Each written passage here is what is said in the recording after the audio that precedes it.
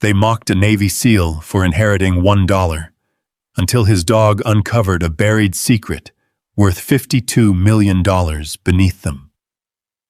The morning light spilled across the glass office as the will was read, voices calm, measured, until laughter broke the room. Ethan Walker stood still, saying nothing, as a single dollar changed hands. But beside him, his German shepherd didn't move. Atlas stared at that bill like it was alive, like it was a warning no one else could see. Comment 1 or 0 and tell me where you're watching from. The glass walls made everything feel exposed. From the 42nd floor, Bozeman stretched out beneath a pale autumn sky. Quiet streets, distant mountains, and the slow drift of wind across open land that looked peaceful enough to forget what it could hide. Sunlight poured through the tall windows of the conference room, catching the polished surface of a long walnut table and reflecting back in clean, cold lines. Ethan Walker stood near the far end of that table, hands loose at his sides, posture steady but never relaxed. At 42, the former Navy SEAL carried himself like a man who had learned long ago that safety was something you built, not something you were given. His broad shoulders filled out a worn olive jacket, faded at the seams. Beneath it, a flannel shirt hung open at the collar. His dark hair was cut short, practical, touched with early gray at the temples. A thin scar traced just under his right cheekbone, barely visible unless the light caught it the right way. His eyes moved across the room once, windows, exits, people, mapping everything without effort. Then they settled. Beside him sat Atlas. The German shepherd rested on the polished floor, close enough that his flank brushed against Ethan's boot. 7 years old, strong and balanced, Atlas held the quiet stillness of a trained working dog. His coat was black and tan, thick along the shoulders, with a dark saddle running down his back. Silver had begun to show along his muzzle, faint but noticeable. His ears stood upright, turning slightly with each subtle shift of sound. He wasn't resting. He was watching. At the head of the table, a woman in a charcoal suit turned a page in a thick leather binder. Her voice was calm, practiced, the kind that made legal language sound final. And to the beneficiaries listed herein, the estate of William Halverson shall be distributed as follows.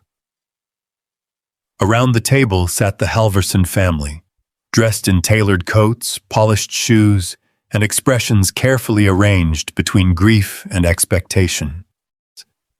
Some leaned forward slightly. Others sat back, confident.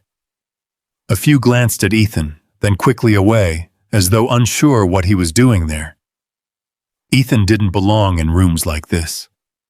Everyone knew it. He knew it too. The lawyer continued. The primary residence, including the surrounding 400 acres of ranch land, shall transfer to Daniel Halverson. A man in his 40s gave a small nod, already satisfied. Secondary holdings, including commercial property and investment accounts, shall be divided between names followed, numbers, assets, land, money, ownership. The rhythm of inheritance moved forward with quiet certainty, each sentence placing another piece of the world back into the hands of people who expected it. Ethan listened without reaction. He had already stepped away from that kind of life. 3 years ago, after the divorce, after the last deployment, after the quiet realization that the war didn't stay where it was supposed to, he had signed what needed signing and walked out of everything that wasn't his. What remained was simple. A small trailer on borrowed land, a pension that covered just enough. And Atlas. Always Atlas, And finally, the lawyer said, her voice shifting slightly as she reached the last page, one personal bequest remains. The room stilled. Even the subtle movements, the shifting of chairs, the quiet tapping of fingers, seemed to pause. The lawyer removed a small, clear sleeve from her case and placed it gently on the table. Inside it was a single $1 bill. Ethan's eyes narrowed slightly, not in confusion, but in recognition of something that didn't fit. To Ethan Walker, the lawyer read, in acknowledgement of his time, service, and presence during my final months, I leave the sum of $1 US. For a second, nothing happened. Then a soft laugh broke the silence. It came from somewhere halfway down the table, quick, controlled, but not quiet enough to hide. Another followed, then a third, not loud, just enough. Enough to turn the moment into something small. Ethan didn't move. He didn't look at them. Humiliation didn't come to him like heat. It came cold, like water finding its way through a crack you didn't know was there. Slow, persistent, impossible to ignore. At the far end of the table, Daniel Halverson leaned back slightly in his chair, one corner of his mouth lifting. $1, he said, almost thoughtfully. Guess that settles the question of value. A few more quiet laughs. The lawyer said nothing. She simply slid the sealed bill across the table toward Ethan. It stopped just within reach. Ethan looked at it. $1, encased in plastic. A faint blue mark near part of the serial number. Nothing about it explained why it was here. Nothing about it explained why William Halverson, a man who had owned more land than most people could walk in a lifetime, would leave him this. Ethan reached forward. His fingers closed around the sleeve. The plastic was stiff, unyielding. As he lifted it, Atlas moved. The dog rose in one smooth motion, muscles tightening beneath his coat. His ears angled forward, sharp, focused. He stepped closer to the table, nose lifting slightly, drawing in the air. The room shifted, not visibly, but enough. Atlas didn't bark. He didn't growl. He simply stared at the bill, unblinking, as if it were something alive. Ethan felt it then. Not fear, not yet, but awareness. He lowered the bill slightly, watching the dog instead of the object. "Atlas," he said quietly. The dog didn't respond. His body remained still, locked on the $1 bill, with a level of attention Ethan had only seen in the field, before a hidden threat revealed itself. Daniel frowned. "What's wrong with your dog?" Ethan didn't answer right away, because he didn't know. And that bothered him more than anything in that room. After a moment, Atlas stepped forward. He touched his nose lightly to the plastic sleeve. Then he drew back, head turning slightly toward the windows, toward the open sky beyond the glass. As if something connected the two, Ethan straightened slowly. The laughter had stopped. The room had gone quiet again, but this time it wasn't the same kind of silence. This one held something else, something unspoken. He slipped the bill into the inside pocket of his jacket. Atlas's eyes followed the movement. Ethan turned toward the door. "Mr. Walker," the lawyer said, her voice measured, "that concludes the reading." He gave a small nod. Nothing more. No anger, no argument, no attempt to reclaim dignity in front of people who had already decided what he was worth. He walked. Atlas moved beside him, but not easily. At the doorway, the dog stopped. Ethan paused, looked down. Atlas stood rigid, eyes fixed back on the table, on the place where the dollar had been. "Come on," Ethan said quietly. The dog didn't move. For a second, just a second, Ethan considered taking the bill out and leaving it there. Walking away, letting the whole thing stay what it looked like. An insult. A mistake. A final judgment that meant nothing. But Atlas shifted again. Closer, pressing lightly against his leg. Not fear. Not hesitation. Insistence. Ethan exhaled slowly. Then he adjusted his jacket, securing the pocket. "I've got it," he murmured. Atlas moved. Reluctantly, but he moved. Together, they stepped out of the room. The door closed behind them with a soft click. Inside, voices resumed. Outside, the hallway stretched long and quiet, lined with glass and steel and reflections that didn't belong to them. Ethan walked toward the elevator.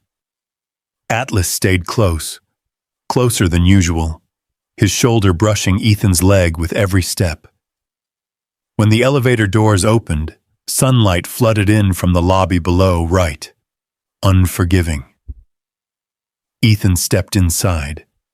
The doors closed, and for the first time since the reading, he reached into his jacket and touched the edge of the plastic sleeve. It felt heavier than it should have. Atlas lifted his head, eyes fixed on the pocket, unblinking. The $1 inheritance didn't feel like an insult anymore. It felt like something waiting. The elevator doors opened into the lobby, and the world outside looked almost too bright to be real. Sunlight poured across the polished floor, spilling through tall glass panels and stretching out toward the street beyond.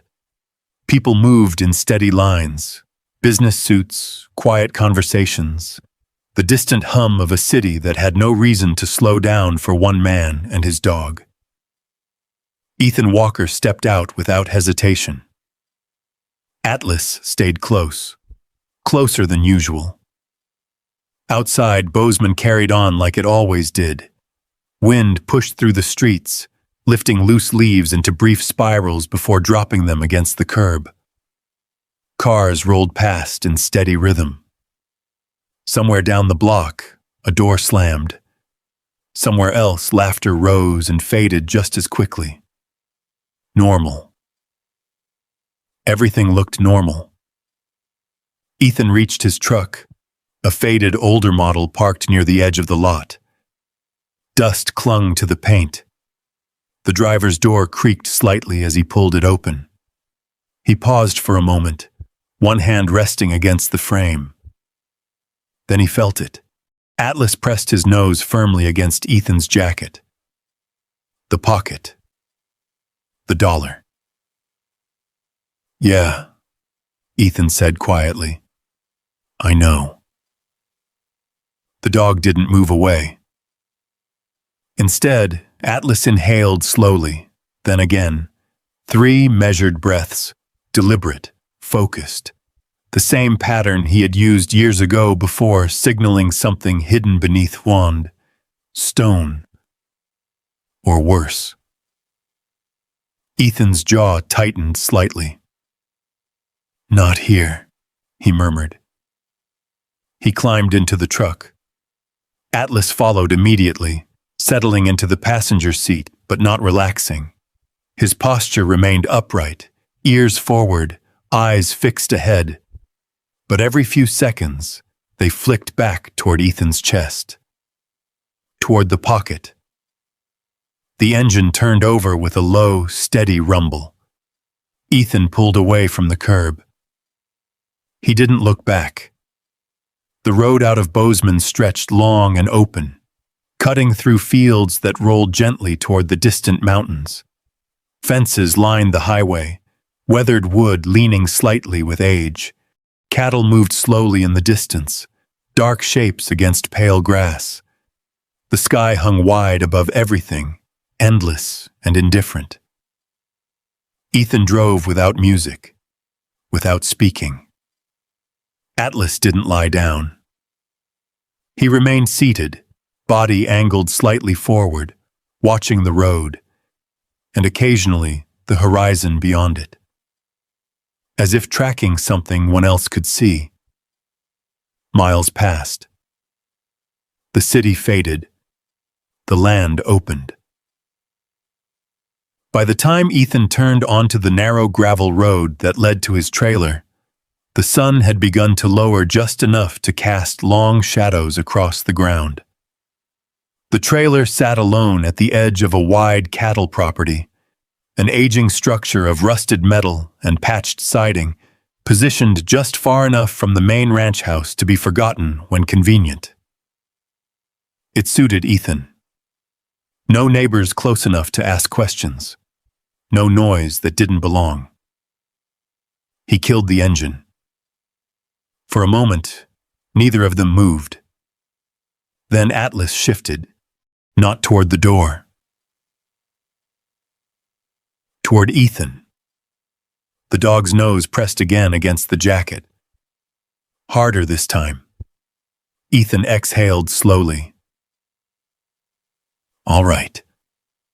He reached into the pocket and pulled out the sealed bill, held it up. The plastic caught the fading sunlight, reflecting a dull, sterile shine. The blue mark near the serial number stood out more clearly now, just a small ink line, nothing significant on its own. But Atlas stared at it like it mattered, like it meant something. Ethan studied the bill for a few seconds longer. Then he stepped out of the truck. Inside, the trailer carried the familiar scent of dry wood, old metal, and something faintly burned from the small stove in the corner. It wasn't much, but it was enough. A narrow table, a worn chair, a small bed pushed against the far wall. Atlas moved inside ahead of him, but instead of circling or settling like usual, the dog stopped near the center of the room. Watching. Waiting. Ethan placed the dollar on the table. The effect was immediate. Atlas stepped closer, lowly, carefully. His ears angled forward, body lowering just slightly, as if approaching something unpredictable. He sniffed once, then again. Then he sat. Didn't touch it. Didn't look away. Ethan leaned back against the counter. That thing didn't smell like anything in there, he said, more to himself than the dog. Atlas remained still, watching the bill. Minutes passed. The light outside dimmed. Shadows stretched across the floor, slowly swallowing the edges of the room. Ethan moved to the stove, reheated a small portion of leftover stew, and set a bowl down for Atlas. The dog didn't move. Atlas. Nothing. Eat. Still nothing. Ethan turned, watching him now. You've never skipped a meal, he said quietly. Atlas didn't even glance at the food. His entire focus remained locked on the dollar. A tension Ethan couldn't name settled into the room. Not loud, not sharp, just there. Persistent. Ethan crossed back to the table, picked up the bill. For a moment, Atlas's posture shifted, alert, engaged. Ethan opened a drawer and placed the dollar inside, closed it. The sound was soft, but final. Only then did Atlas move. He stood, walked over to the bowl, lowered his head, and began to eat. Ethan watched him for a long second, then turned away. Night settled in slowly. Wind moved through the open land outside, brushing against the trailer in steady waves. The kind of sound that could almost pass for silence, until you listened closely enough to realize it wasn't.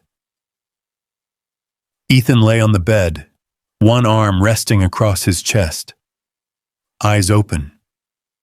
The ceiling above him blurred slightly in the dim light. He had learned how to sleep anywhere, but not every night. Some nights followed their own rules. He closed his eyes, and for a moment, everything was still. Then, a door slamming. Not here. Somewhere else. A different place. Different time. Voices. Sharp. Urgent. A flash of movement in a narrow corridor. Ethan's eyes snapped open. His body had already moved before his mind caught up, sitting upright, breath shallow, muscles tight. The trailer came back into focus slowly. Walls, table, chair, safe. He exhaled once, then again. Atlas stood near the door, silent, watching the dark outside through the narrow window. Ethan swung his legs off the bed. What is it? No response. The dog didn't turn, didn't move, just stood there, focused on something beyond the thin metal wall. Ethan crossed the room quietly, looked out. Nothing. No headlights, no movement, just open land and the faint outline of fences stretching into the night. The wind shifted.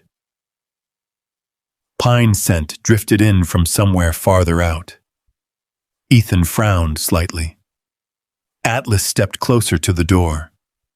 Not aggressive, not alarmed, expectant, like he was waiting. Ethan rested one hand lightly against the doorframe. "We're not expecting anyone," he said under his breath. Atlas didn't look back. For a long moment, the two of them stood there, listening. The wind passed again, the sound of distant metal shifting somewhere on the property. Then nothing. Atlas finally turned. Slowly, walked back toward Ethan, but instead of settling down, he moved past him, toward the table, toward the drawer. He stopped there, sat, and stared at it. Ethan followed his gaze. The drawer. Closed. Still. But somehow, not empty. The $1 inheritance wasn't sitting in that room like an object anymore. It felt like a signal waiting to be answered. Ethan looked at Atlas. The dog's eyes met his. Steady. Certain. Ethan exhaled slowly. "Yeah," he said. "I hear it too." Outside, the wind shifted again. And this time, it sounded like something was coming. The wind shifted again, pushing harder against the thin metal walls of the trailer. A low, distant crunch followed, gravel under tires, slow and deliberate. Not a random passerby, not someone lost. Someone arriving. Ethan didn't move right away. He stood there, one hand resting lightly near the edge of the table, eyes narrowing toward the door as his breathing settled into something quieter, more controlled, the kind of stillness that came before action, not after. Atlas was already there. The German shepherd's body had gone rigid again, ears angled sharply toward the sound. His gaze stayed locked on the door, but his weight shifted slightly forward, ready, not aggressive, but prepared. The engine outside cut, silence followed, then the soft click of a car door. Ethan moved, not fast, not slow. He crossed to the window beside the door and angled himself just enough to look out without being seen. A black sedan sat beneath the pale wash of moonlight, its surface catching faint reflections from the open land around it. Dust still drifted slowly around the tires. The driver's door stood open. A woman stepped out. Mid-60s, tall, composed. Her posture was straight despite the long drive, movements controlled and deliberate. Silver hair pulled back neatly. Dark coat buttoned to the collar. One hand rested on the roof of the car for a moment, before she reached back inside and lifted out a narrow case. Leather. Long. Carefully handled. Ethan watched her for a second longer, then stepped back from the window. "Stay," he said quietly. Atlas didn't move. The knock came a moment later. 3 taps, even, measured. Ethan opened the door. The night air slipped in first, cool, carrying the scent of dry grass and distant pine. Then the woman's presence followed, calm and steady, as if she had expected the door to open exactly when it did. "Mr. Walker," she said. Her voice was firm, not unfriendly, but not casual either. "Clara Whitmore." Ethan gave a slight nod. "I figured." She glanced down. Atlas stood just inside the doorway, watching her with the same focused attention he had given the dollar. Not hostile, not welcoming. Assessing. Clara didn't step forward immediately. Instead, she acknowledged the dog with a small tilt of her head. "Former military?" she asked. "Yes." Atlas's ears shifted slightly. Clara seemed to register that. "Good," she said. "Then he already understands more than most people in this situation." Ethan didn't respond to that.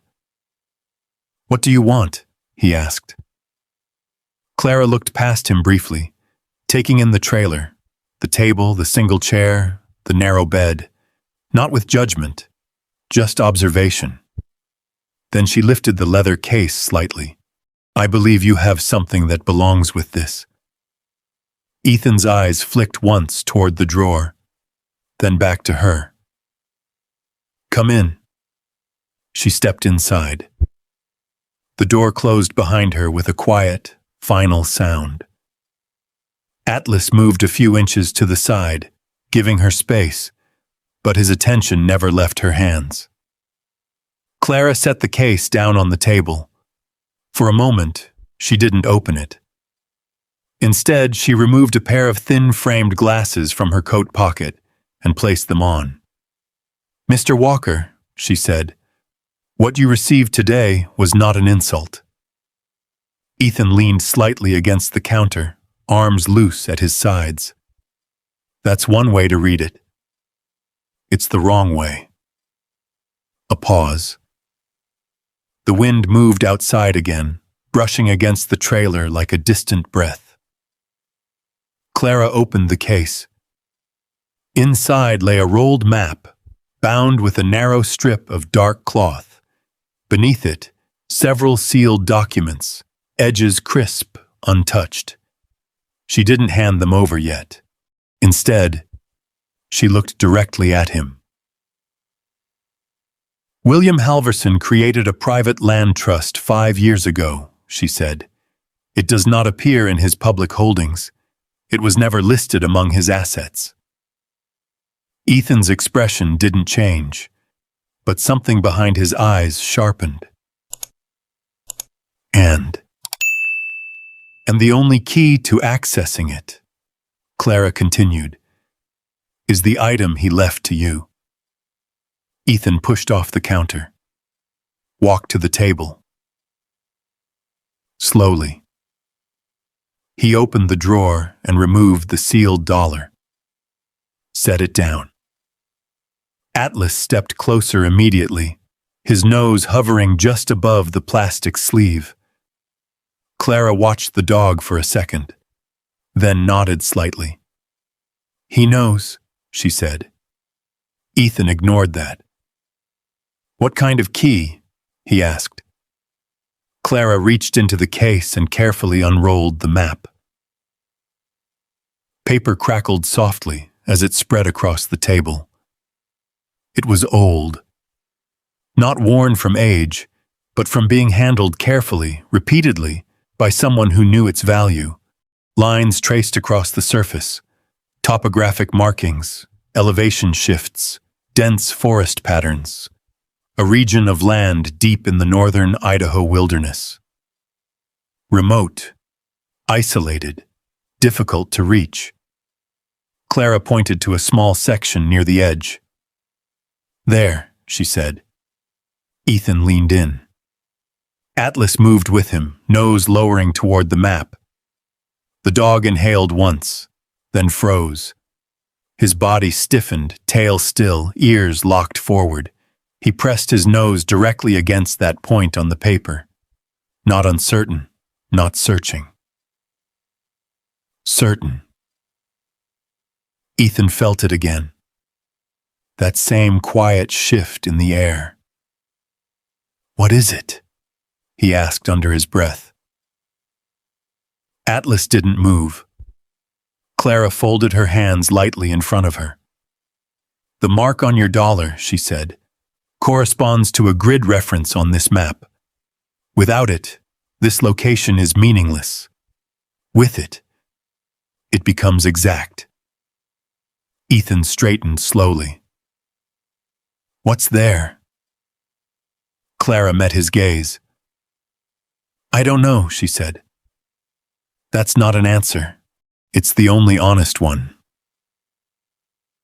A beat passed. Then she added, "But I do know this. Mr. Halverson spent the last year of his life making sure no one else could find it." Ethan glanced down at the map again. At the point Atlas refused to leave. "And he left it to me," he said. "Yes." "Why?" Clara held his gaze. "Because you were the only person he trusted to go." The words settled heavily in the small space. Ethan shook his head once. "That's not a reason." "It is," Clara said quietly. "You just don't like it." Silence followed.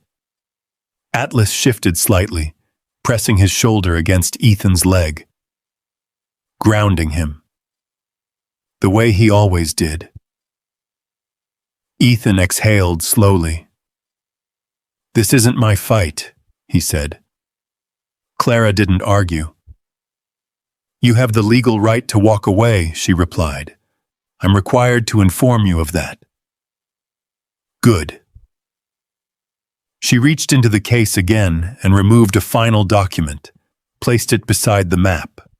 "But if you do," she added, "whatever is happening out there will continue without anyone stopping it." Ethan didn't look at the paper. He didn't need to. He already knew what that meant. Atlas did something then he hadn't done all night. He stepped forward, took the edge of the map gently between his teeth, not tearing, not playing, holding it. Then he released it and looked up at Ethan. Eyes steady. Waiting. Ethan stared at him. For a long second. Then another. "You always pick the worst timing," he muttered. Atlas's tail moved once against the floor. Clara closed the case slowly. "I'll give you until morning," she said. Ethan didn't answer. She moved toward the door. Paused. "One more thing," she said without turning. "He didn't leave you money." Ethan's eyes lifted slightly. Clara opened the door. "He left you something unfinished." Then she stepped out into the night. The door closed behind her. The trailer went quiet again, but it wasn't the same quiet as before. Ethan looked at the map, at the point marked deep in the wilderness, then at the dollar in his hand. Atlas moved back to his side, leaning lightly against him, not pushing, not forcing, just there.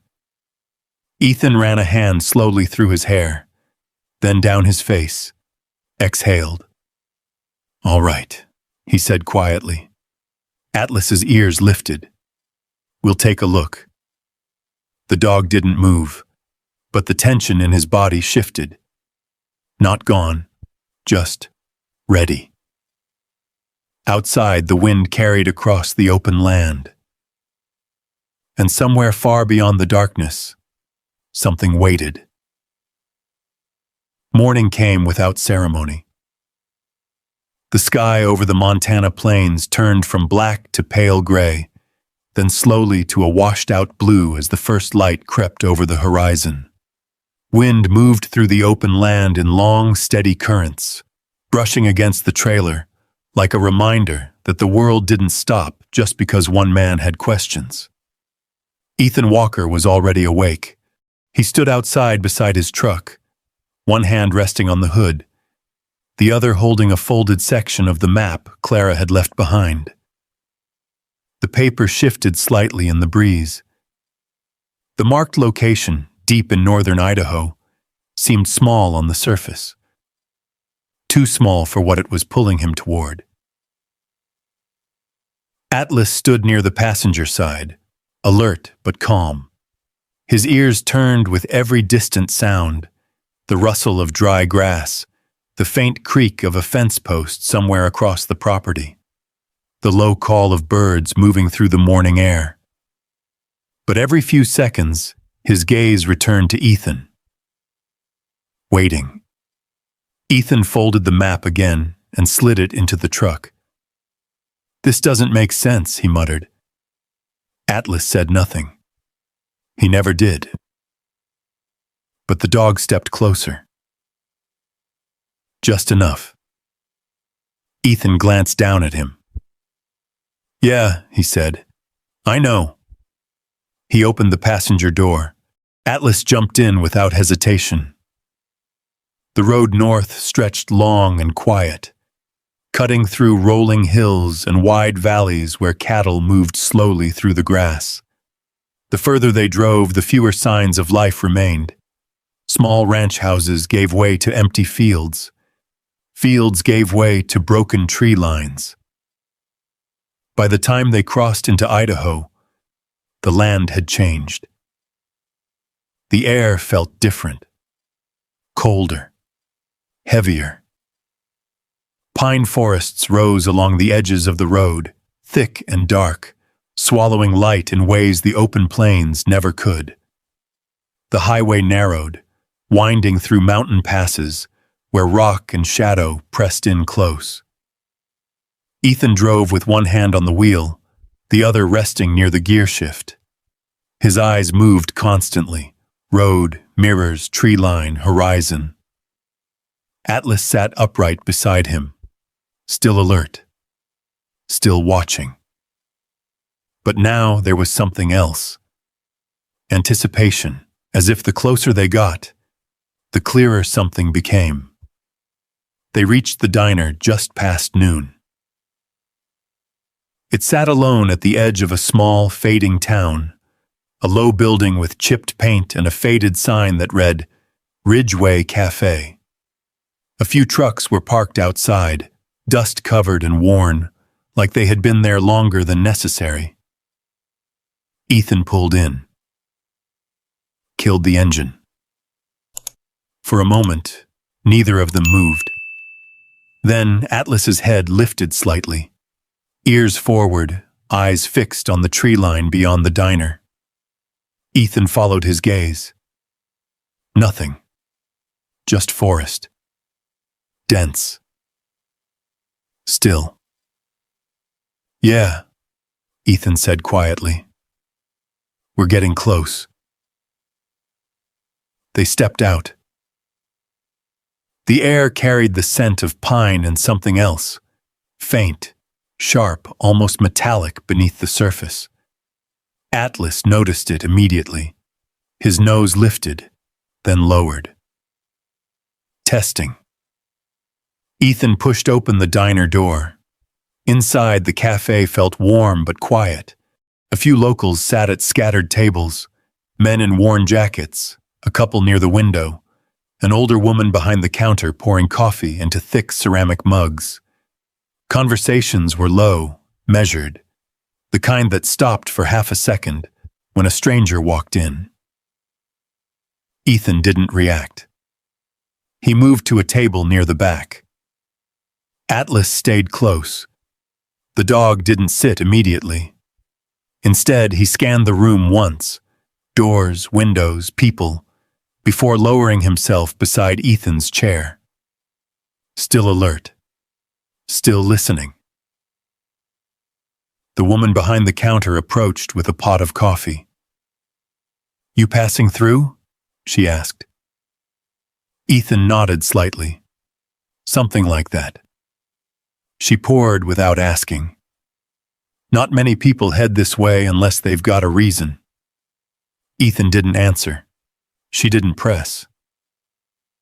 After a moment, one of the men at the counter turned slightly in his seat. "You heading north?" he asked. Ethan met his gaze. "Maybe." The man studied him for a second, then nodded once. "You'll want to be careful near Black Hollow." Ethan didn't react outwardly, but Atlas did. The dog's ears lifted sharply at the name.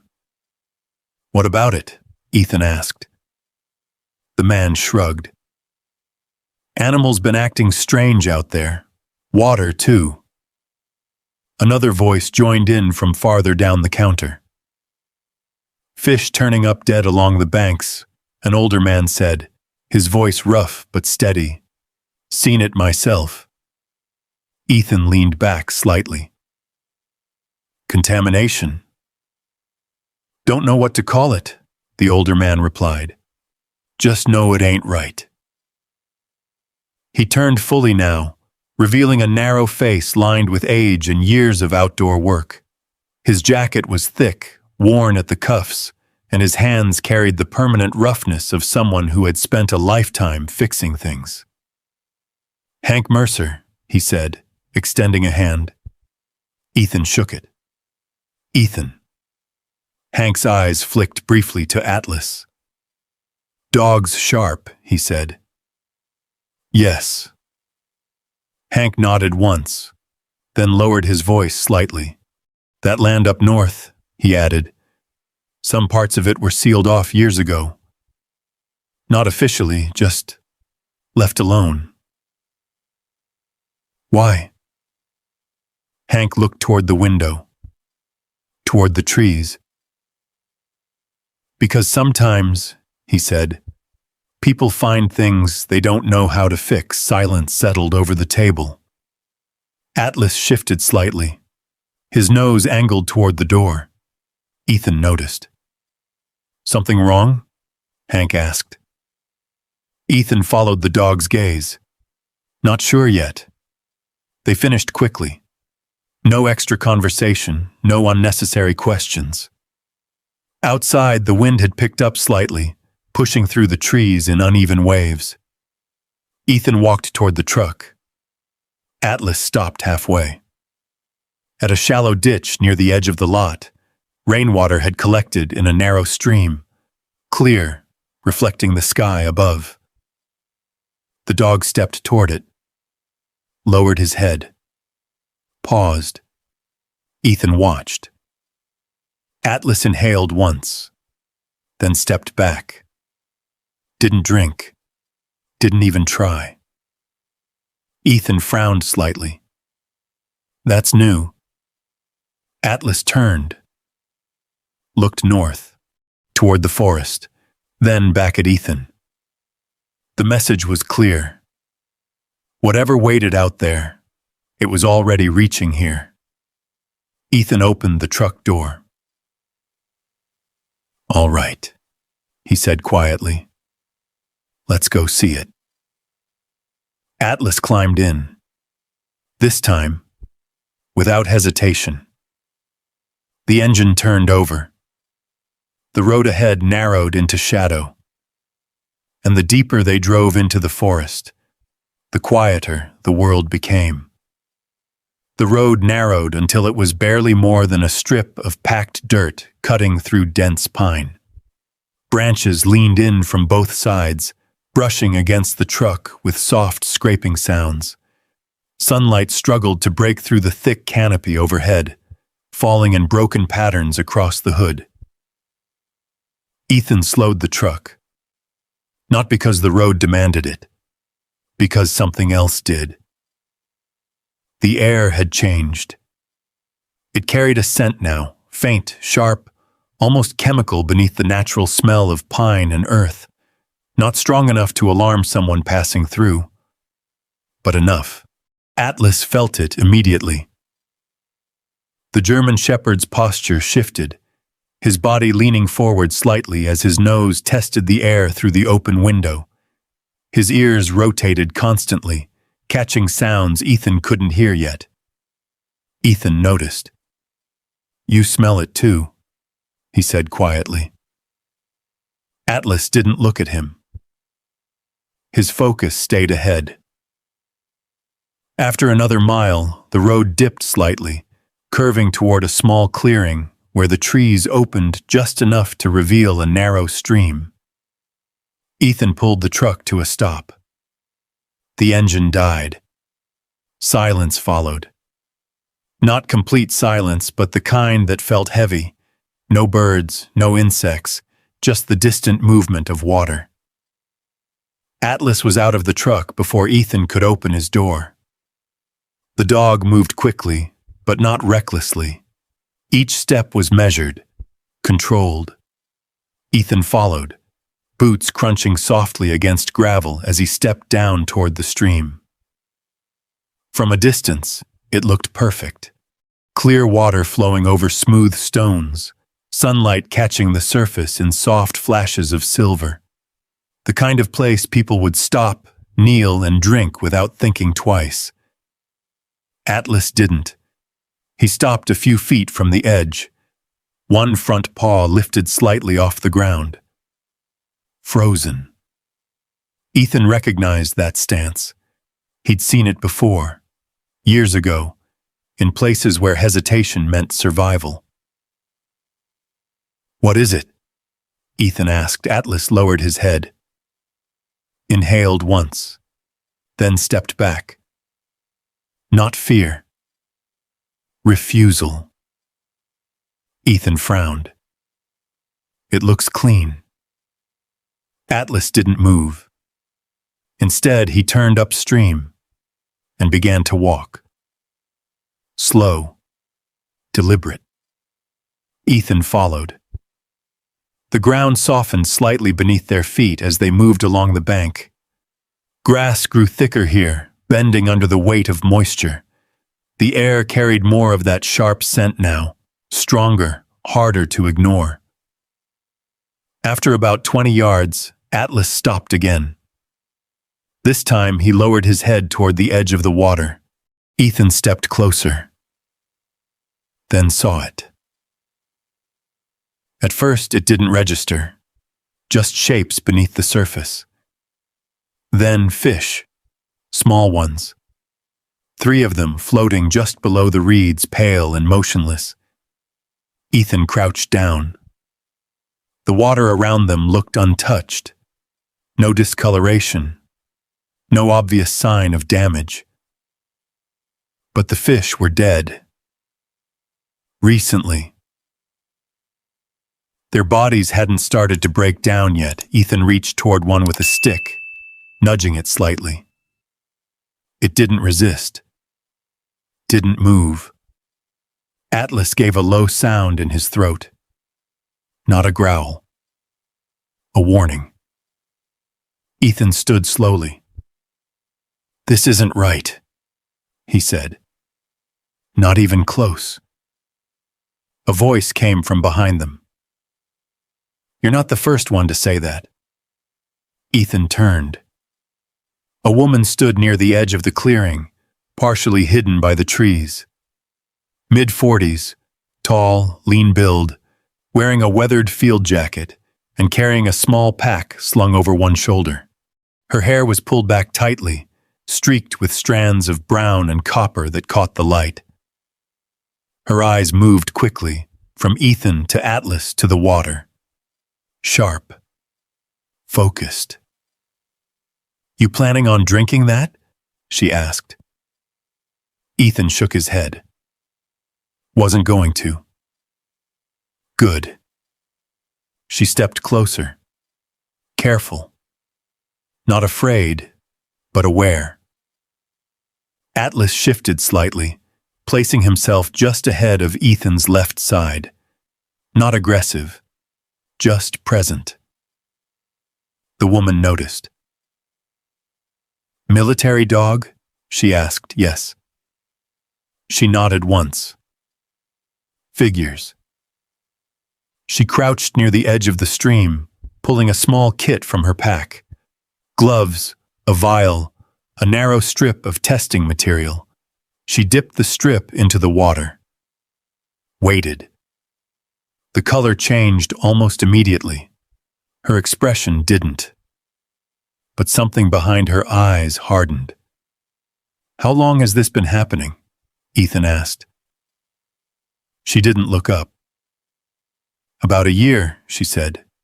"Maybe longer." Ethan crossed his arms slightly. "And nobody's done anything?" She glanced at him now. "They've done plenty," she said. "Just not the right things." She stood, wiped her gloves clean. "Dr. Megan Shaw," she added, "environmental field analyst. Ethan Walker." She nodded. "I know the name." Ethan didn't ask how. Megan looked back at the water. "This isn't natural," she said. "Not even close.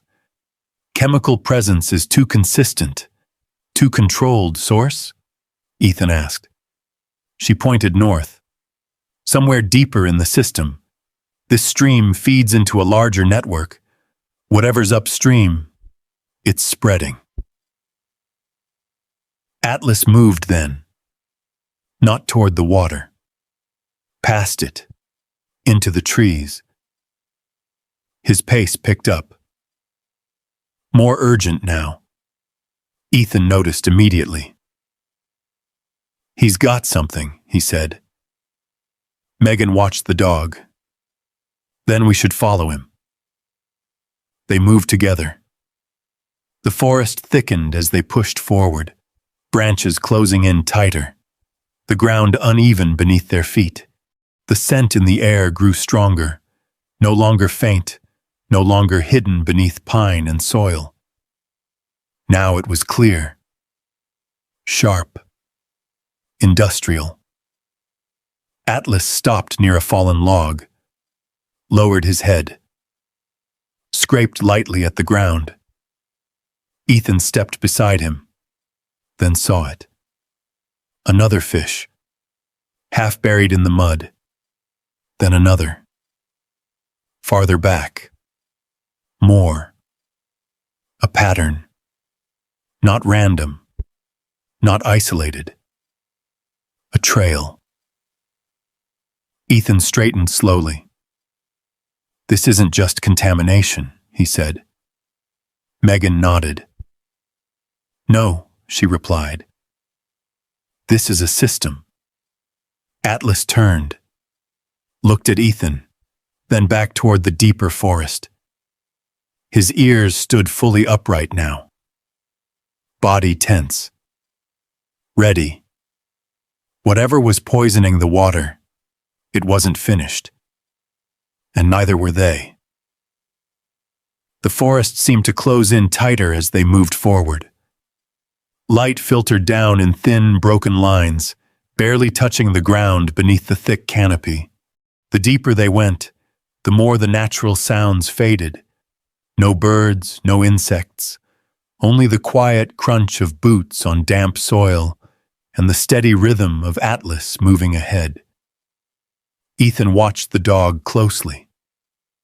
Atlas wasn't searching anymore. He was tracking. There was a difference. Megan followed a few steps behind, her eyes scanning the terrain, while her hand occasionally brushed against the equipment bag at her scent. She didn't speak for several minutes. The silence wasn't uncomfortable. It was focused. Finally, the trees began to thin. Ahead, the forest opened into a wide depression in the land, a low basin surrounded by ridges, with a narrow stream cutting through the center.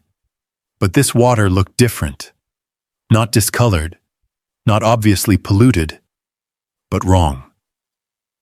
The surface moved too slowly, too evenly, like something beneath it was controlling the flow rather than nature guiding it. Atlas stopped at the edge, didn't step closer. Ethan joined him. "What do you see?" Megan asked quietly. Ethan didn't answer right away. He crouched slightly, studying the terrain. Then he noticed it. "Look at the banks," he said. Megan stepped beside him. The soil along the edges of the stream was darker than it should have been. Not from moisture, from saturation. And in several places, the ground had collapsed slightly, forming shallow, sink-like dips. Megan's expression tightened. "That's not runoff," she said. Ethan nodded. "It's coming from below." Atlas shifted again, stepping away from the water line and moving along the edge of the basin. His nose stayed low, tracing an invisible line through the grass and exposed roots. Ethan followed. They reached a section where the ground sloped upward slightly, leading toward a cluster of old, partially buried structures. Concrete, weathered, almost completely overtaken by time. Megan stopped. "I've seen this before," she said. Ethan glanced at her. "Where?" "Decommissioned hydro sites," she replied. "Small-scale systems, built decades ago, abandoned when they stopped being profitable." Ethan stepped closer to the structure. A rusted metal panel jutted from the side, barely visible beneath layers of moss and dirt. He brushed it clean with his hand. Faded lettering appeared beneath. He read it aloud. "Black Hollow Hydroelectric Station." Megan let out a slow breath. "That's not supposed to be active." Atlas moved ahead of them, circling the structure. Then he stopped, completely still. Ethan recognized it immediately. "Don't move," he said. Megan froze. Atlas's ears angled forward, his body low, eyes fixed on a section of ground just beyond the structure. Ethan stepped slowly around him, carefully. Then he saw it. A narrow seam in the earth. Not natural.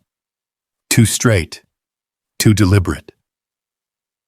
He knelt, brushed away loose dirt. Metal. A pipe.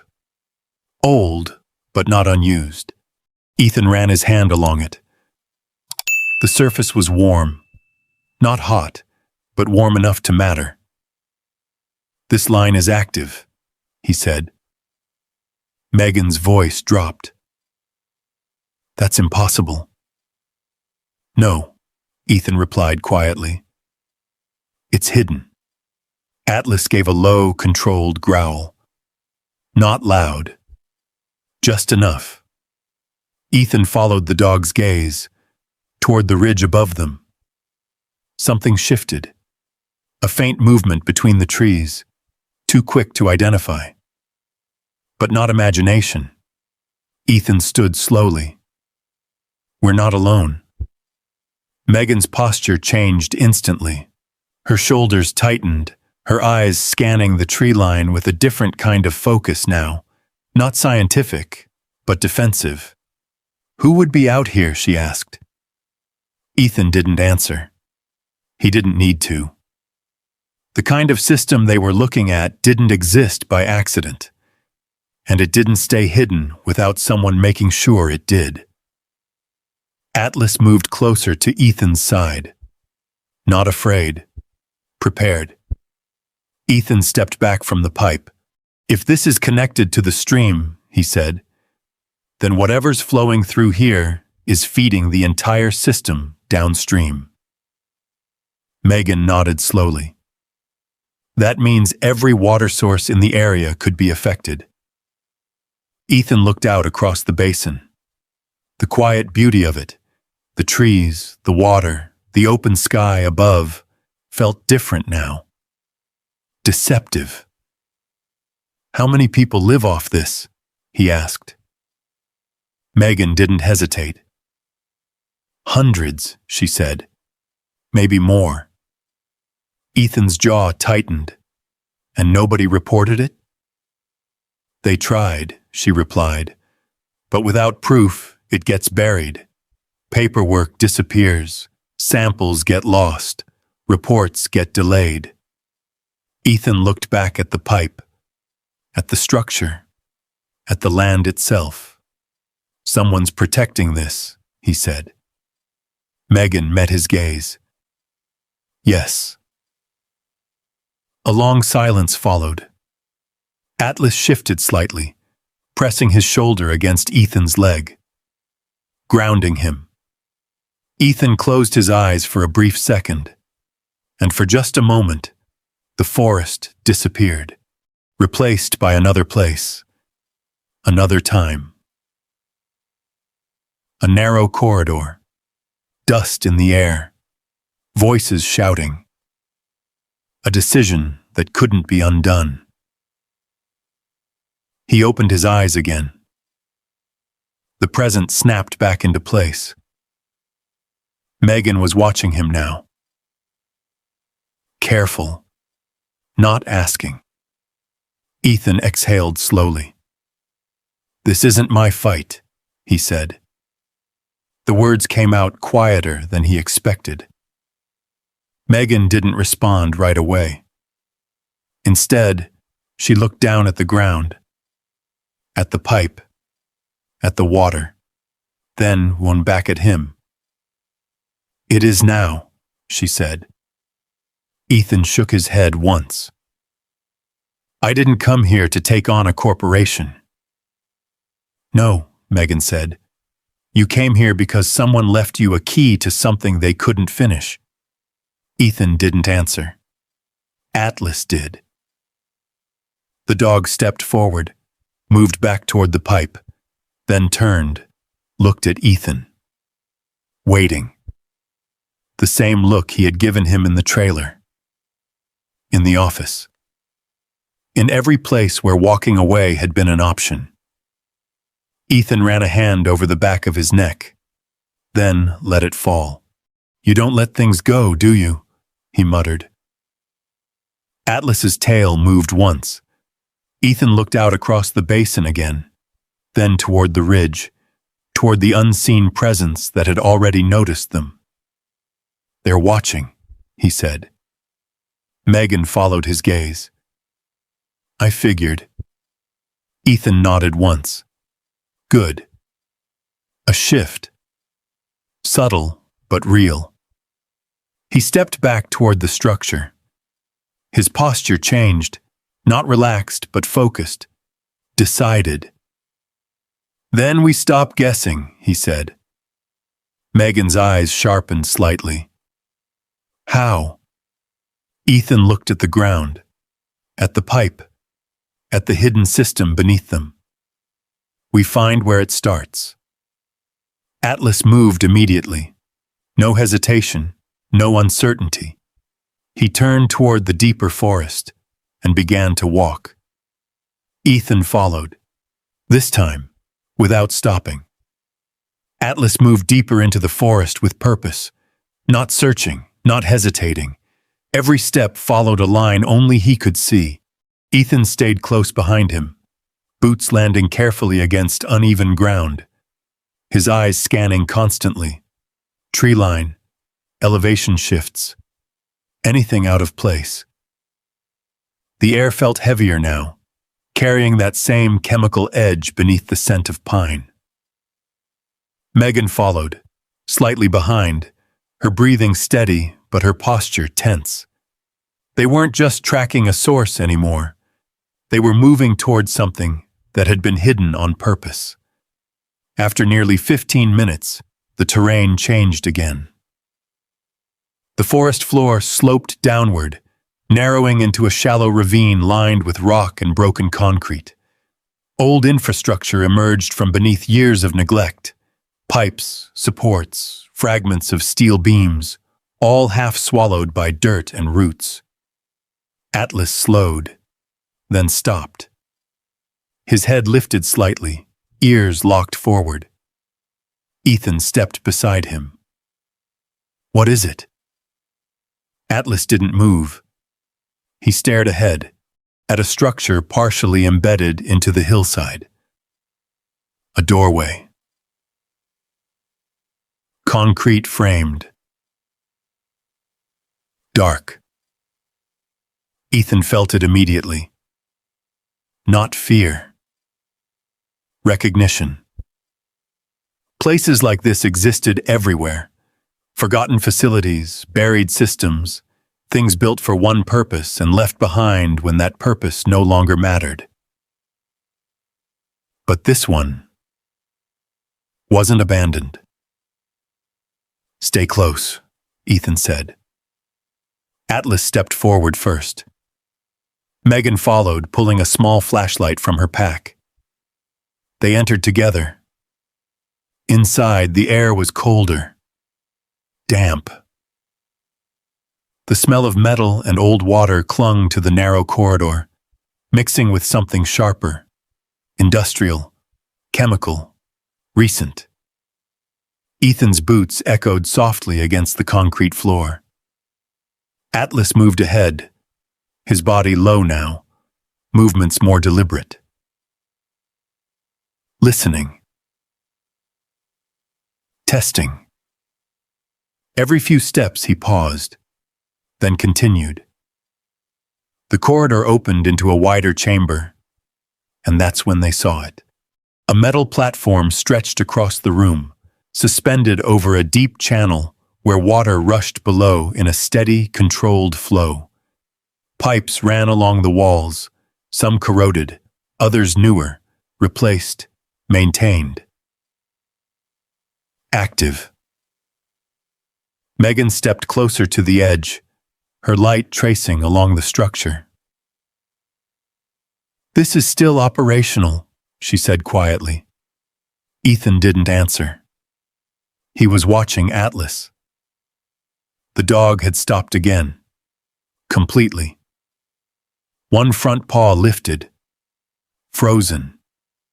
His eyes locked onto the platform. Ethan's voice dropped. "Don't move." Megan froze instantly. Atlas didn't bark, didn't growl. He simply took one slow step backward. Ethan followed his gaze, studied the platform. At first glance, nothing looked wrong. Solid steel, bolted supports, normal. But then, he saw it. A faint line, not part of the original design. A cut, running along one of the main support beams. Ethan's stomach tightened. "Back up," he said quietly. Megan stepped away from the edge. Ethan picked up a loose piece of debris, a rusted bolt from the floor, and tossed it lightly onto the center of the platform. For half a second, nothing happened. Then, the entire structure collapsed. Metal screamed as the beam gave way, the platform dropping violently into the rushing water below. The sound echoed through the chamber, loud, sudden, final. Water surged upward, splashing against the walls. Then silence returned. Megan stared at the gap where the platform had been. "That wasn't structural failure," she said. "No," Ethan replied. "That was cut, Atlas." Moved closer to the edge now, carefully, his head angled downward as he studied the rushing water. Then he turned, toward the far side of the chamber. Ethan followed his line of sight. A narrow ledge ran along the wall, barely wide enough for a person to cross. "Someone wanted this to look intact," Ethan said. Megan's voice dropped, "until someone stepped on it." Ethan nodded once. They weren't trying to hide this place. He looked back at the broken platform. They were trying to protect it. Atlas shifted again, his focus now fixed on a second corridor branching off to the right. He moved towards it. Ethan followed. The next passage was tighter, lower, the air thicker, the smell stronger. They moved in silence, step by step, until the corridor opened into a smaller room. Inside, the evidence was undeniable. Metal cabinets lined one wall, some open, some empty. Tables stood scattered across the floor, holding fragments of equipment, sampling containers, tubing, old data sheets partially torn and discarded. Megan stepped forward quickly, scanning everything. "They were working here," she said, "recently." Ethan picked up one of the papers. Most of it had been removed, but what remained showed numbers, chemical readings, flow rates, coordinates, all incomplete, all deliberately disrupted. Atlas moved to the center of the room, then stopped. His head lifted, ears angled sharply. Ethan felt it again. That shift. Presence. He turned slowly, back toward the corridor, toward the entrance. Something was there, not visible, but close enough. Watching.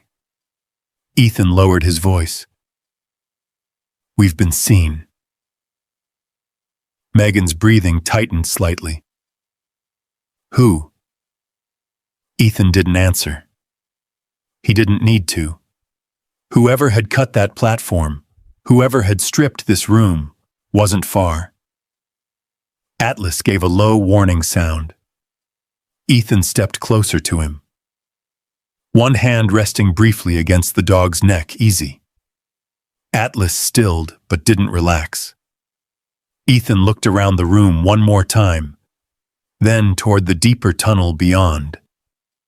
There was more here. More than they'd seen. More than someone wanted them to find. He straightened. "We keep moving," he said. Megan hesitated. "That platform wasn't random," she said. "If they set one trap, they'll set more," Ethan finished. A beat. Then, good. Megan looked at him. Ethan's eyes were steady now. Focused. Not uncertain anymore. "They're trying to stop us," he said. "That means we're close." Atlas moved again. Into the darkness, Ethan followed. This time, fully aware, they were no longer searching. They were being led. The tunnel narrowed as Atlas moved ahead, his body low and precise, every step placed with intention. The air grew thicker, heavier with that sharp chemical edge, mixed now with something else. Heat. Ethan felt it before he saw it. A shift in temperature. Subtle, but wrong. He slowed slightly. "Hold up," he said under his breath. Megan stopped behind him. "What is it?" Ethan didn't answer immediately. He crouched, placing one hand against the concrete wall. Warm. Not from natural conditions, from activity. Recent. Atlas paused 10 feet ahead, looking back at Ethan. His ears tilted forward, then toward the right wall, as if listening through it. Then, a faint sound. Metal shifting. Distant. Followed by something else. A crack. Sharp. Like pressure giving way. Ethan stood. "We're not alone in here," he said. Megan's voice lowered. "Workers?" Ethan shook his head. "Not like this." Atlas moved again. Faster now. Urgent. The tunnel curved slightly before opening into a larger chamber, and the moment they stepped through, the world changed. Light, flickering orange, fire. Flames crawled along one side of the room, licking up wooden supports and old insulation that burned with thick, choking smoke. The air hit them hard, hot, heavy, filled with the scent of burning material and something chemical underneath. Megan coughed, pulling her sleeve over her mouth. "What the? Stay low," Ethan cut in. Atlas had already dropped closer to the ground, moving along the edge of the room where the smoke was thinner. Ethan followed. Scanning. Quick. Controlled. The chamber was part of a larger system, pipes, control panels, storage racks, but much of it was already compromised. Sections of the ceiling had begun to darken, small pieces breaking loose and falling with soft, dangerous cracks. Then, a voice. Faint. Strained. "Help!" Ethan turned instantly. "Where?" "Over there!"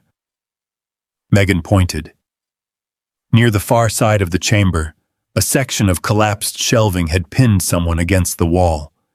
Flames had started to creep toward the debris, slow but steady. Ethan didn't hesitate. "Stay back," he said. Atlas was already moving. The dog slipped ahead, navigating through smoke and debris with practiced efficiency, weaving between obstacles until he reached the trapped man. Ethan followed seconds later. The man was conscious, but barely. Mid-30s, maybe early 40s, face smeared with soot, breathing uneven. His leg was trapped beneath a heavy beam, twisted at an angle that made movement impossible. "Don't move," Ethan said. The man let out a strained laugh. Wasn't planning on it. Atlas circled once, then lowered himself beside the man's shoulder, his presence steady, grounding. Ethan dropped to one knee, assessing quickly. The beam was solid, too heavy to lift cleanly. He looked around, found a metal pipe, leverage. He slid it beneath the beam. "On my count," he said, "you pull when I lift." The man nodded weakly. Ethan braced himself. His right shoulder tightened as he shifted weight. Old injury. Didn't matter. Now. He pushed. The beam lifted just enough.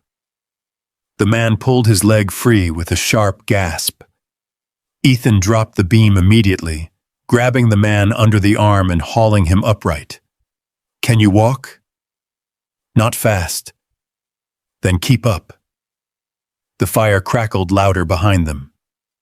Atlas moved ahead again, this time faster. Focused, leading. They reached the center of the chamber just as a loud crack split the air above them. Ethan looked up. The ceiling. Compromised.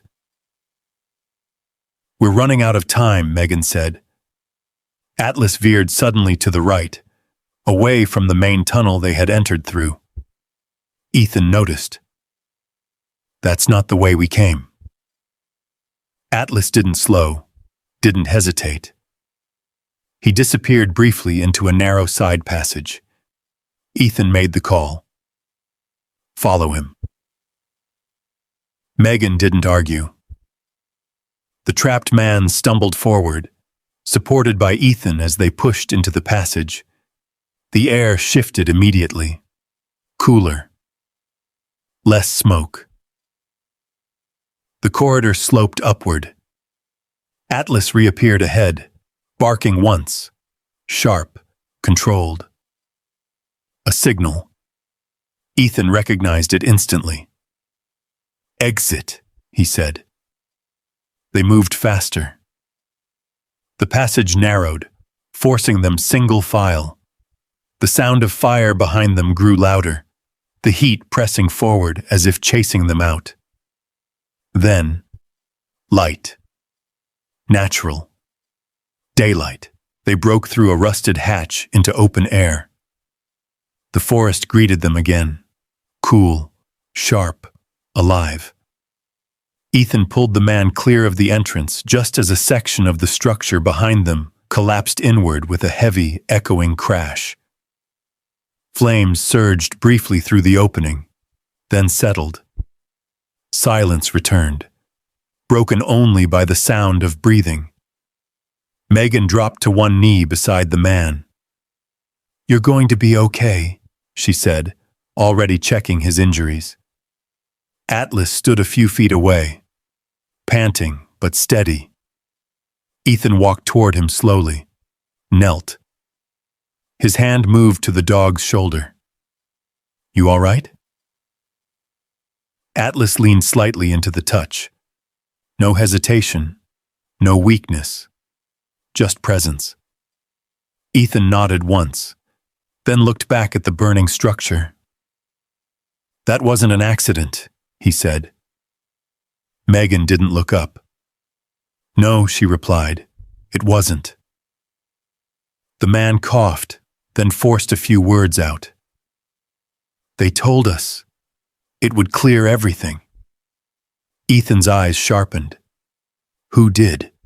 The man hesitated, fear flickering behind exhaustion. "Then I don't know names," he said. "Just orders." Ethan stood slowly, looked out across the forest. The smoke was rising now, visible above the tree line, a signal to anyone watching, or anyone waiting. Atlas turned his head slightly, toward the ridge, same direction as before, same unseen presence. Ethan followed his gaze. "They're still out there," he said. Megan joined him, her voice lower now. "And they know we made it out." Ethan nodded. His expression didn't change, but something inside him had. This wasn't just discovery anymore. This was interference, active, deliberate, and dangerous. He looked down at Atlas again. The dog met his gaze. No doubt. No hesitation. Ethan exhaled slowly. "All right," he said. "Now we push." Atlas stepped forward. Ready. The fire behind them settled into a steady burn, no longer roaring but still alive, sending thin columns of smoke through the trees. Ash drifted lightly across the clearing, catching the sunlight in slow, weightless spirals. For a moment, no one moved. Ethan stood there, breathing controlled, eyes fixed on the burning structure, as if trying to memorize it, every angle, every weakness, every detail that didn't belong. Megan broke the silence first. "We need to get him out of here," she said, nodding toward the injured man. Ethan turned. The man sat propped against a fallen log, one leg stretched awkwardly in front of him. His breathing had steadied, but the strain was still visible in his face. "You got a name?" Ethan asked. "Caleb," the man said, voice rough. Ethan nodded once. "You can stand?" Caleb hesitated. "Not fast," he admitted. "That's enough." Ethan crouched beside him, helping him to his feet. Atlas stayed close, watching the movement, his attention shifting constantly between the man, the forest, and the distant ridge. Always the ridge. Megan stepped closer. "We shouldn't stay here," she said quietly. "Whoever set that fire, they might come back." Ethan didn't disagree, but he didn't move right away either.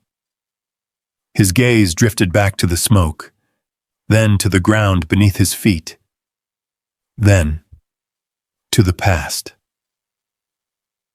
It came without warning. The heat, the noise, a different fire, a different structure collapsing in on itself while voices echoed through a radio that never answered back. Ethan's jaw tightened. His breathing shifted, shorter, shallower. The world around him began to narrow, not visually, but internally, as if everything outside a small circle of focus had suddenly lost meaning. Atlas felt it instantly. The dog stepped closer, pressed his body firmly against Ethan's leg. Not gently, not casually, deliberately, grounding. Ethan blinked once, then again. The present snapped back into place. The forest, the smoke, the sound of wind through the trees. Atlas didn't move away. He stayed there. Solid. Ethan exhaled slowly. "Yeah," he murmured. "I'm here." Megan watched him carefully, but didn't say anything. She didn't need to. They had more immediate problems. "Ethan," she said after a moment, "we need a plan." He nodded, helped Caleb steady himself. "Truck's about 15 minutes back," he said. "We move slow, we get there." "And then what?" Megan asked. Ethan looked at her. For the first time since they had entered the forest, uncertainty showed. Just a flicker. Then it was gone. "We figure out what we're dealing with," he said. Megan crossed her arms slightly. "We already know what we're dealing with," she said. "A controlled contamination system, hidden infrastructure, and someone willing to destroy evidence." Ethan nodded. "Yeah," he said. "That's the problem." She held his gaze. "Then we go public." The words hung in the air, simple, direct, logical. Ethan didn't answer immediately. He turned slightly, scanning the forest again, listening, then looked back at her. "Public how?" "Report it," Megan said. "State agencies, environmental boards, media if we have to. You saw the samples. This isn't speculation anymore." Ethan considered that, then shook his head once. "Not yet." Megan frowned. "Not yet," she repeated. "People are drinking this water." And if we go public right now, Ethan replied, what happens next? Megan opened her mouth, then paused. Ethan continued. You shut down the operation, he said. Fine, but you also shut down everything connected to it. Megan's expression shifted. Meaning? Jobs, Ethan said. Supply chains. Every family tied to whatever company is running this. Megan's voice sharpened. So we just wait? No, Ethan said. Then what? Ethan looked down at the ground, at the dirt, at the roots breaking through it, then back at her. We find the source, he said. All of it. Not just the pieces they're willing to lose. Megan studied him. That could take weeks or longer. And in the meantime, Ethan didn't answer right away. Atlas shifted again, pressing lightly against his leg.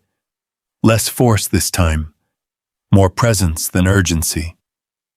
Ethan exhaled slowly. In the meantime, he said, we don't give them time to bury it deeper. Megan shook her head slightly. That's a risk. Ethan met her gaze. So is doing this halfway. Silence settled between them. Not empty. Heavy. Caleb shifted his weight, wincing slightly. You're talking about something bigger than that station, he said quietly. Ethan looked at him. Yeah. Caleb swallowed. They didn't just burn that place to hide one thing, he added. They burned it because it connects to something else. Ethan nodded once. Exactly. Megan looked back toward the smoke, then toward the forest ahead. Then we're not dealing with a leak, she said. We're dealing with a system. Ethan's eyes hardened slightly. Yeah. Another long pause. The wind moved again, carrying the scent of smoke and chemicals across the clearing. Atlas turned his head back toward the ridge. Same direction, same unseen watcher. Ethan followed his gaze. They're still out there, he said quietly. Megan nodded. And they're waiting to see what we do next. Ethan shifted his stance slightly, adjusting Caleb's weight against him, then looked forward, into the deeper forest.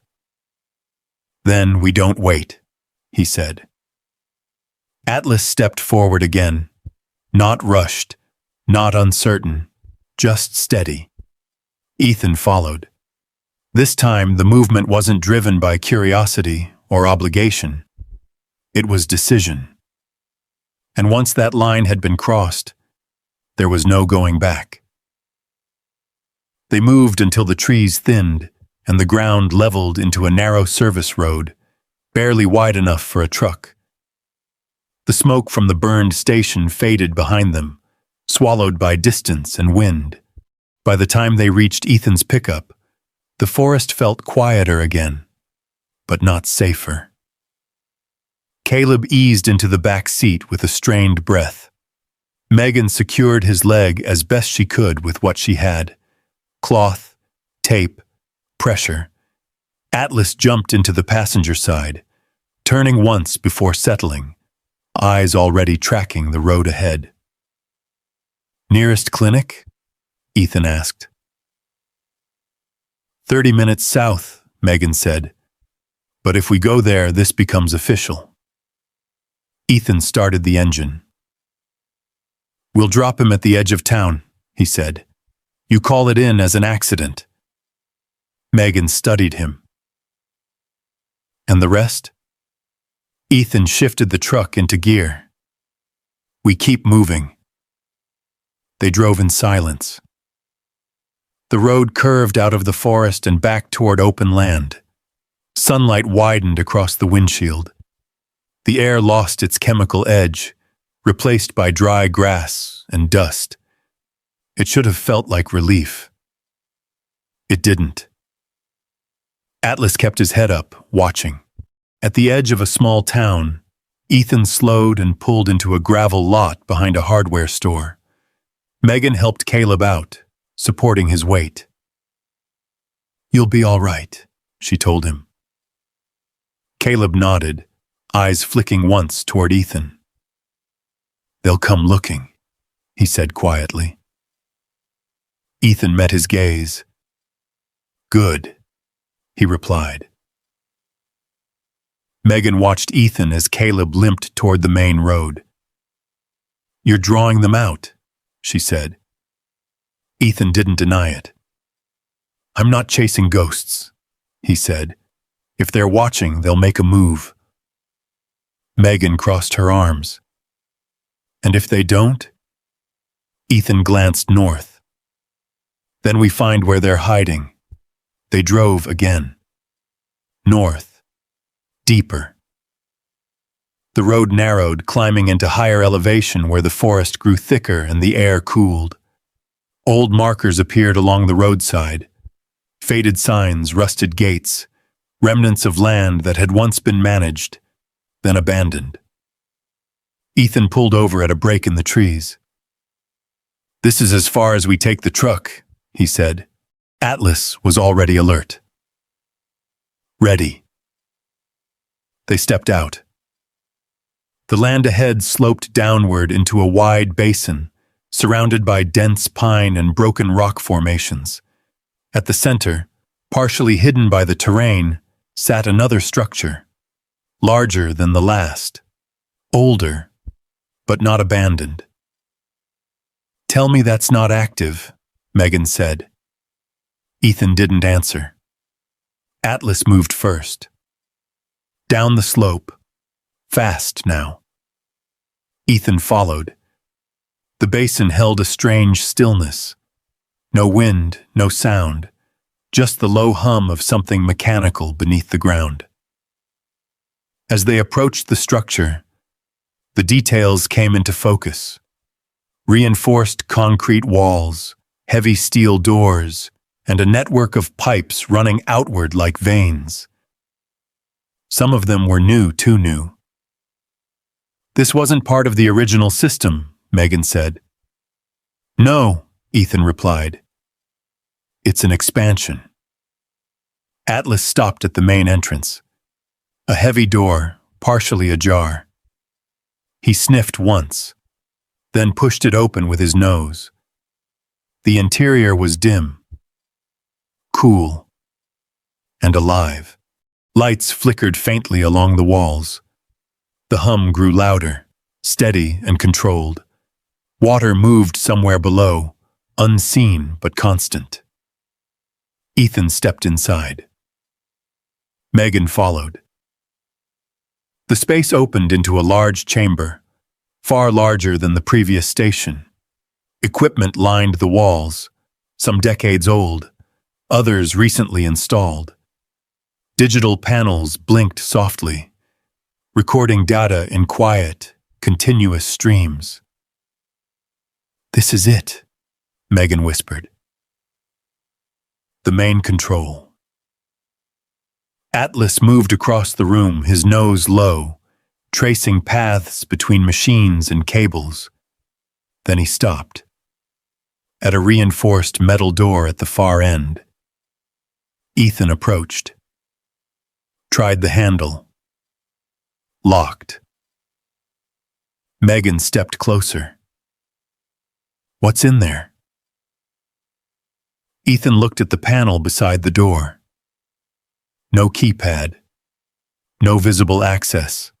Just a small slot.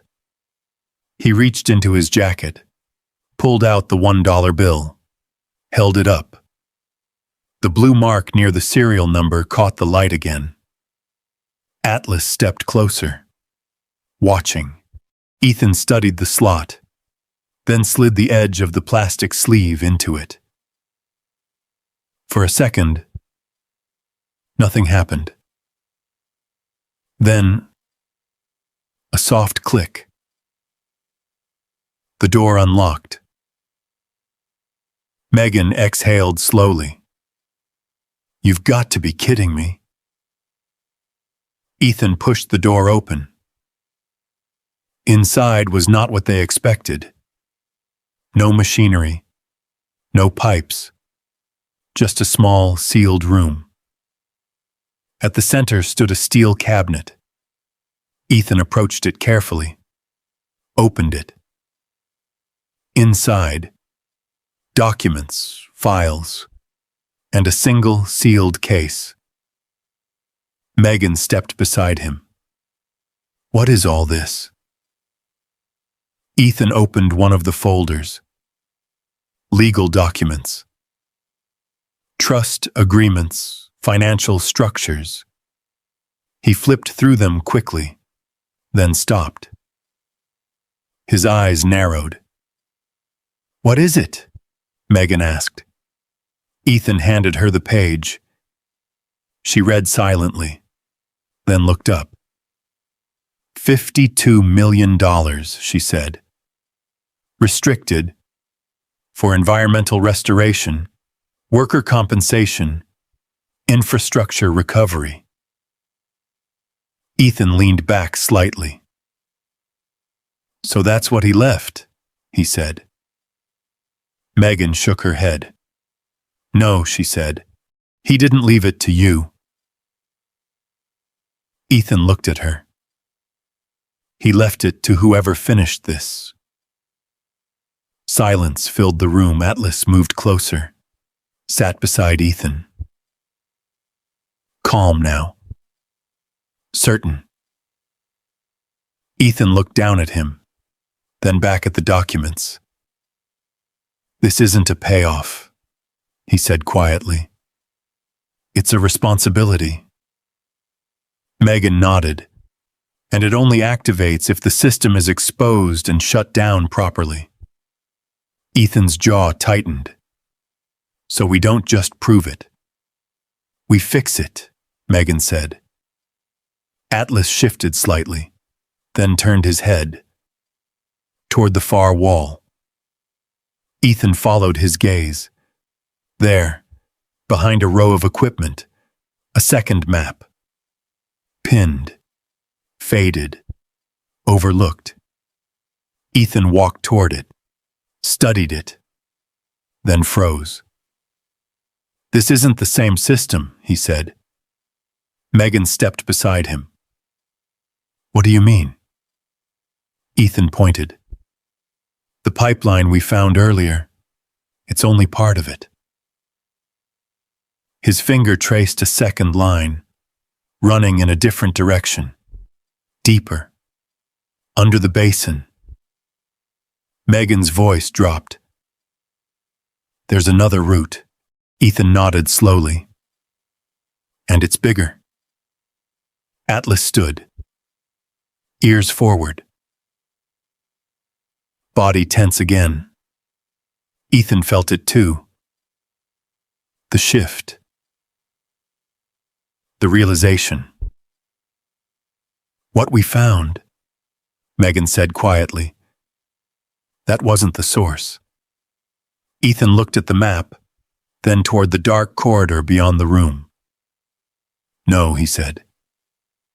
"It was just the surface." Atlas stepped forward, toward the deeper passage. Ethan followed. Because now, they weren't just uncovering a secret. They were stepping into something that had been hidden far longer than anyone expected.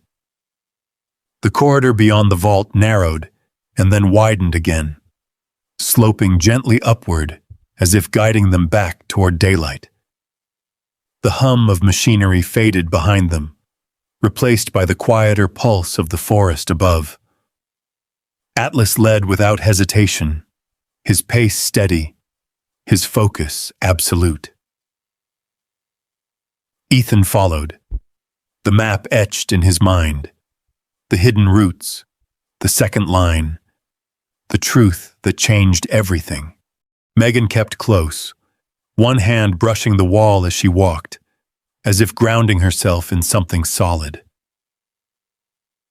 They emerged behind a stand of pines overlooking a wide blue lake.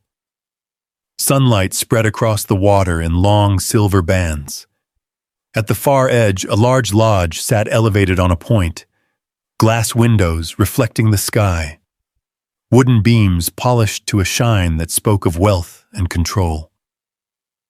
Sunspire Lodge, Megan said quietly.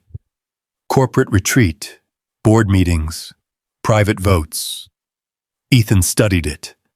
Not private enough. Atlas's ears lifted. A breeze carried a scent across the ridge. Fuel, fabric, people. Recent. They're already here, Ethan said. Megan looked at him. You think this is where they finalized the sale? Ethan nodded once, and where they bury the rest. They moved along the ridgeline, staying within the cover of trees. The approach required patience. No direct path, only broken terrain and shadow. Below them, vehicles lined the gravel drive near the lodge. Black SUVs, a single delivery truck, a handful of staff moving between doors. Security wasn't obvious, but it was there. Ethan saw it in the spacing of people. The way two men near the entrance never stopped scanning the perimeter. Atlas noticed too. The dog slowed, shifted, adjusted his route to avoid open lines of sight. They reached a maintenance path that curved behind the lodge, ending near a service entrance partially hidden by stacked firewood and supply crates. Ethan paused, looked at Megan. You ready? She gave a small, steady nod. No, she said, but I'm not walking away. Ethan almost smiled. Good. He opened the door. Inside, the contrast was immediate. Warm light, polished wood. The quiet hum of conversation drifting from deeper within the building. Ethan moved through the service hallway with practiced efficiency, Atlas at his side, Megan just behind. They passed storage rooms, a kitchen area, then a corridor that opened toward a large conference space. Voices grew clearer. Controlled, measured, corporate. Ethan stopped at the edge of the doorway, looked in. A long table filled the center of the room.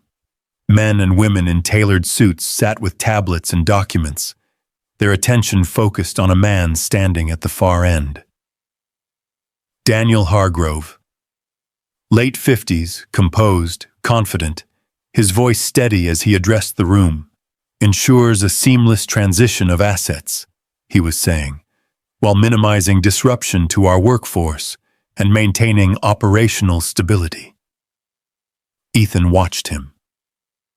Every word sounded reasonable, every phrase carefully constructed. Megan leaned slightly closer.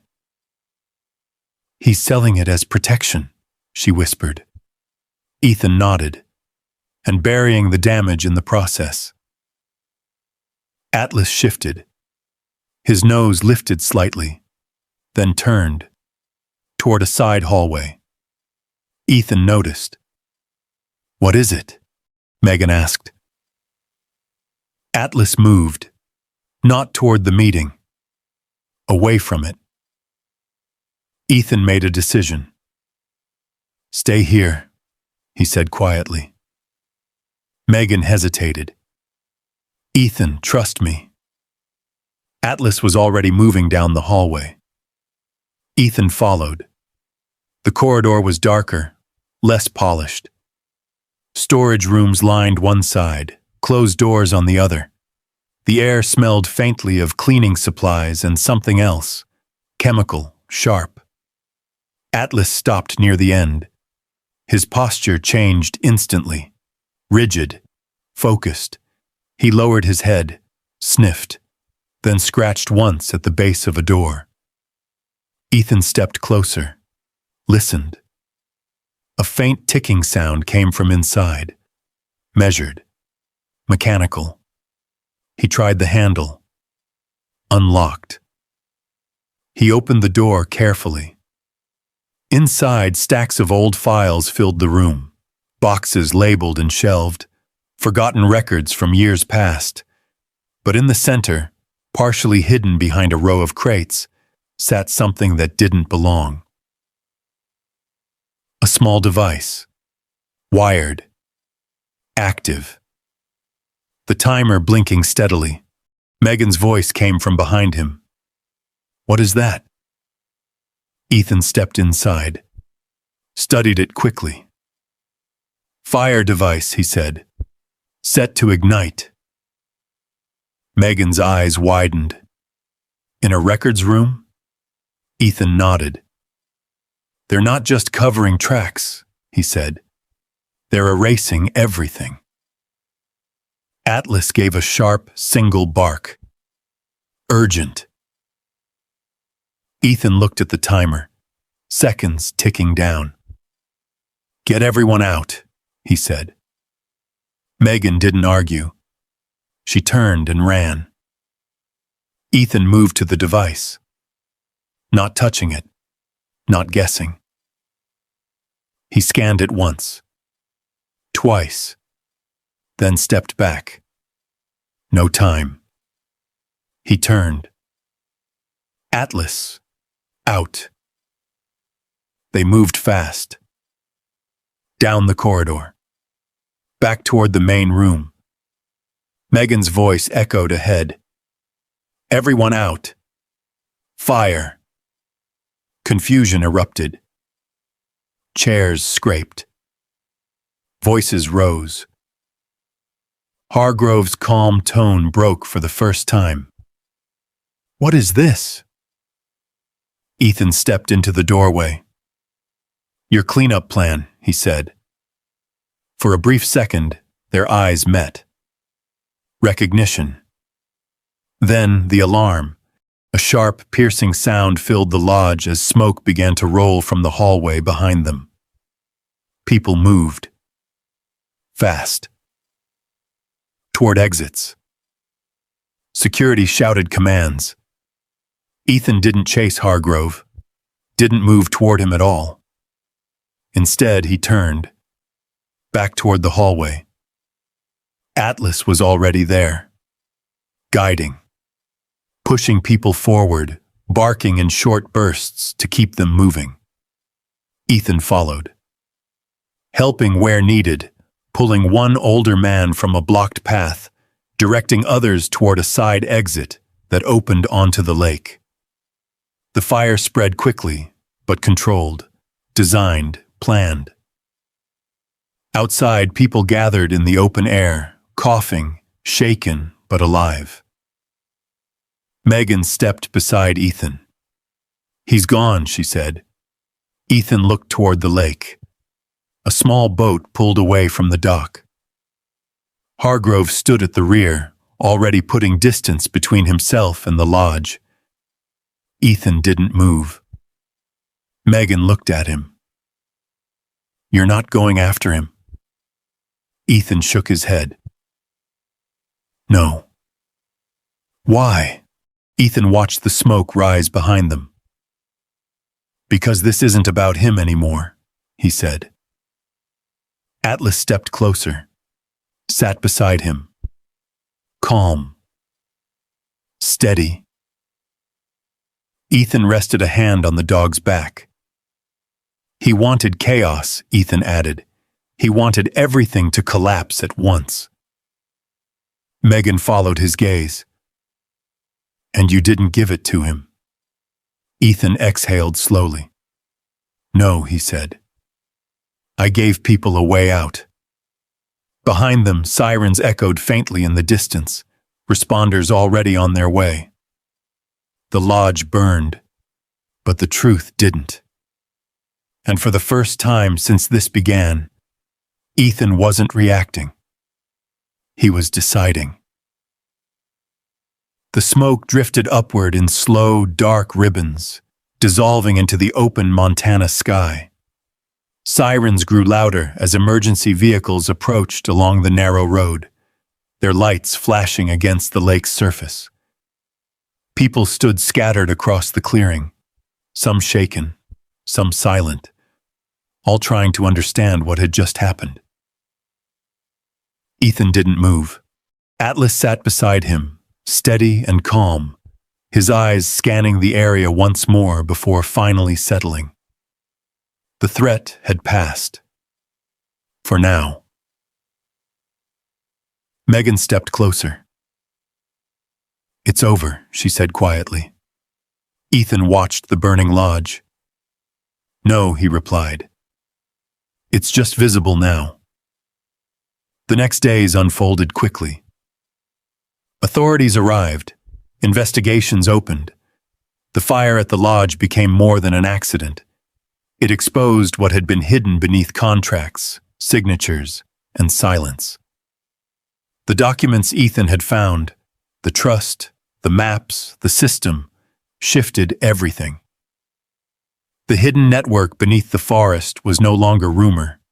It was evidence. And with it came consequences. Daniel Hargrove didn't disappear. He was found 2 days later at a private airstrip, attempting to leave the state. The evidence tied to the underground system, the altered records, and the attempted destruction of documents at the lodge built a case too strong to ignore. But Ethan didn't follow the investigation. He had already made his choice. Weeks passed. The forest remained. Quiet. Unchanged on the surface. But beneath it, work had begun. Teams moved in. Engineers, environmental specialists, local workers. Sections of the system were shut down, mapped, dismantled. Water sources were tested, contamination zones marked and contained. It wasn't fast, and it wasn't clean, but it was real. Megan became part of it, leading field analysis, documenting recovery, pushing for transparency where it mattered. Hank Mercer returned too, overseeing mechanical repairs with the same stubborn precision that had defined his warnings from the start.